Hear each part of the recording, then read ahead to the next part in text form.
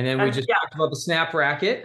Here's a good picture of Kalindy demo in that tool. Yeah, I use it frequently. I think it's one of those things that the more we can shadow precise movement, like I love using it really, really slow and then snap on the serve, really, really slow into the Nike tick and then snap at the top, really, really slow on the backhand, or even if I'm straight down. And then as I fire that hip, snap. So there's so many different ways you can use it, but that's what I personally, after we've done a dynamic flex warm-up, that is the number one tool that we go to before then going into our live ball warm-up. So I think I heard you mention this when you were demoing it, Emma, but would this also be like a good tool for a rec player before their game and they're warming up to just go through a little routine of some forehand, some serves, some backhand, just to start to get that feeling in? And maybe would you recommend that? Yeah, and I mean, let's go to another sport like baseball.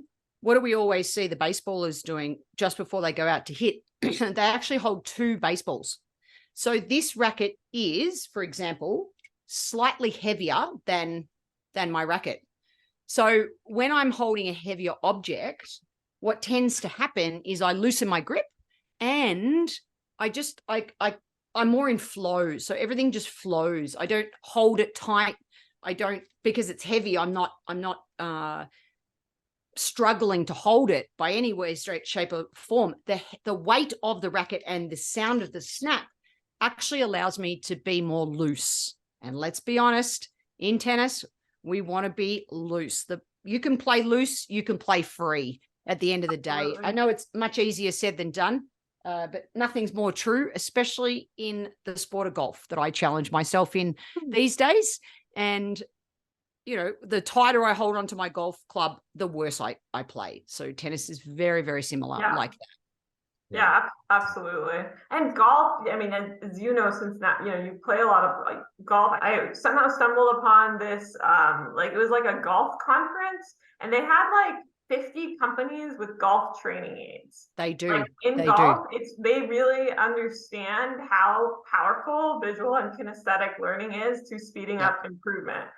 I warm up every time with a golf club that has a ball on the end of it that's heavy. So that's how I warm up. So, and you know, any recreational player can do it. I'm a recreational player in golf and I use it every single time I go out and play. And can I just say on that note, how many other tennis companies are making training aids? No one that I know of.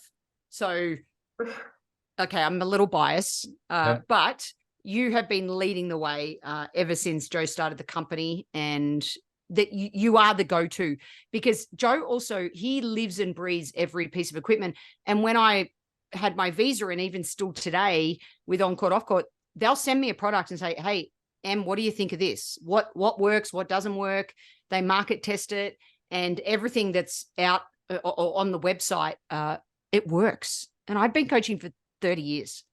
And the more we can use these training aids to bring out the best, let the activity do the teaching for you, I'm telling you, it is game changing, because when someone can feel it, then they can own it.